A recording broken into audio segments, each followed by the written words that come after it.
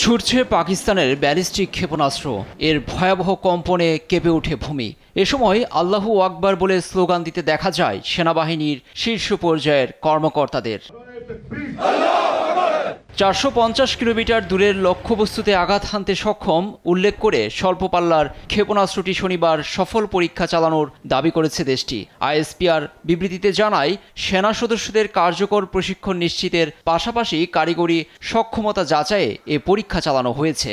আরও বলা হয়, প্রশিক্ষণমূলক উৎক্ষেপণ প্রত্যক্ষ করেন সেনাবাহিনীর কৌশলগত বাহিনীর কমান্ডার, পরিকল্পনা বিভাগের জ্যেষ্ঠ কর্মকর্তা এবং বিজ্ঞানী ও প্রকৌশলীরা।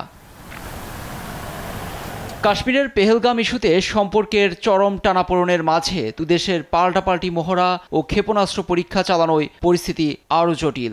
যখন পরিস্থিতি, তখন পাকিস্তানে আত্মঘাতী বোমা হামলার চালানোর হুঙ্কার দিয়েছেন ভারতের আবাসন, ওয়াকফ ও সংখ্যালঘু বিষয়ক মন্ত্রী বিজেড জমির আহমেদ। দেশের প্রয়োজনে মোদির কাছে এ ধরনের বোমার সরবরাহেরও আহ্বান জানান তিনি। সুসাইড ব্যাংক নরেন্দ্র মোদি ও অমিত শাহ করলি আল্লাহ মেলে আনে দেওর মেলে আনে কটকন নান পাকিস্তান। পেহেলগামে বন্দুক হামলা নিয়ে ক্রমবর্ধমান উত্তেজনায় এবার পাকিস্তান থেকে সব ধরনের পণ্য আমদানি নিষিদ্ধ করল ভারত। জাতীয় নিরাপত্তা ও জননীতির স্বার্থে এমন সিদ্ধান্ত নেয়ার কথা জানালো মোদি সরকার।